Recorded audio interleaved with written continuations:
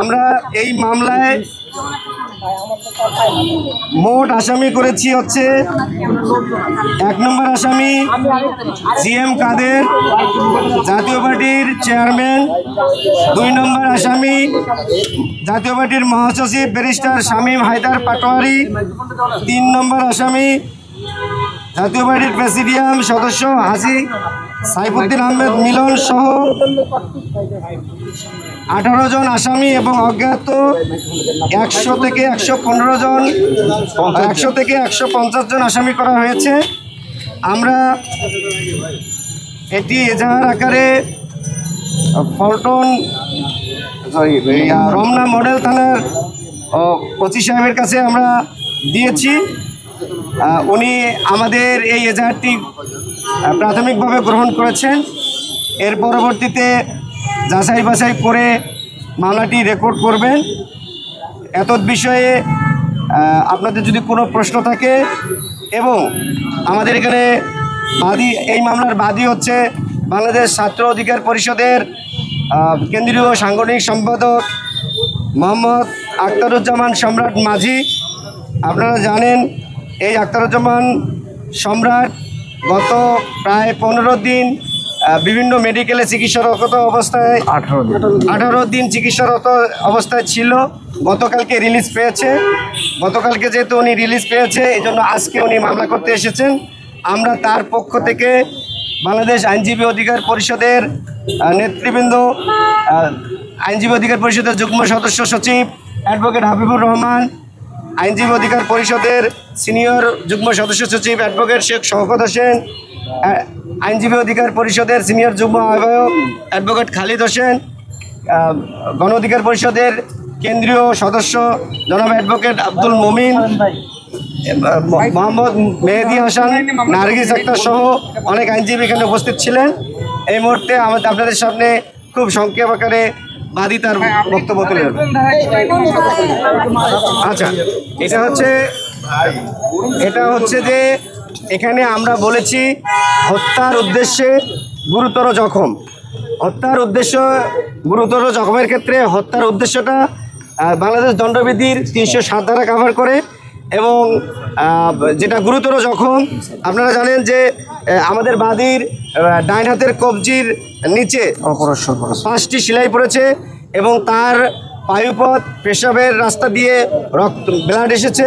সে গুরুতর আহত, এবং তাকে এখন পিঠে অনেক আঘাতের কারণে ফিজিওথেরাপি নেওয়া হচ্ছে। সেক্ষেত্রে গুরুতর জখম হিসেবে 326 দণ্ডবিধি 326 কভার করবে। তোমার এখন এই বিষয়ে কথা বলবে আখতারুজ্জামান সম্রাট, ছাত্র অধিকার পরিষদের কেন্দ্রীয় সাংগঠনিক সম্পাদক। প্রিয় সাংবাদিকবৃন্দ, 29 আগস্ট যখন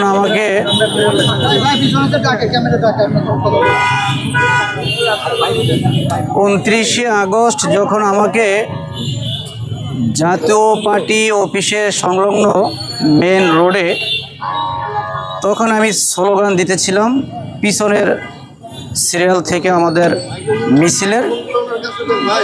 হঠাৎ করে পিছন থেকে প্রায় 20 থেকে 30 জন জাতীয় পার্টির নেতাকর্মীরা আমাকে এলোফারাতে আঘাত করে। আমার মাথায় ব্লাড জমে গিয়েছিল, ডাক্তারেরা ট্রিটমেন্ট চলমান রাখছে। সেই আঘাতে আমার কিডনিতে ইনফেকশন হয়েছে, কিডনি ট্রিটমেন্ট চলছে। প্রস্রাবের রাস্তা দিয়ে ব্লাড গিয়েছে, তাও ট্রিটমেন্ট চলছে। পায়খানার রাস্তা দিয়েও ব্লাড গিয়েছে, তাও ট্রিটমেন্ট চলছে। আমার হাতে এক পর্যায়ে পিটাইতে প্রায় অনেকটা কেটে ফেলছে ডাইন হাত, সেখানে 5টা সেলাই লেগেছে, আর বুকের 2টা হাড় নড়ে গিয়েছে।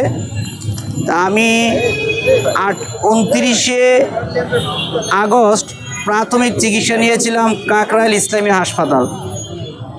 ঝুঁকিপূর্ণ কারণে সেখান থেকে ঢাকা মেডিকেল আমাকে রেফার করে। ঢাকা মেডিকেলে চিকিৎসা দেওয়ার পর যখন আইসিইউ না থাকার কারণে আমাকে গণস্বাস্থ্য হাসপাতালে রাত্রে 2টার মধ্যে পাঠিয়ে দেওয়া হয়। গণস্বাস্থ্য হাসপাতাল থেকে আবার উন্নত চিকিৎসার জন্য ঢাকা মেডিকেলে 4 তারিখে আনা হয়। আমি 4 তারিখে আসার পর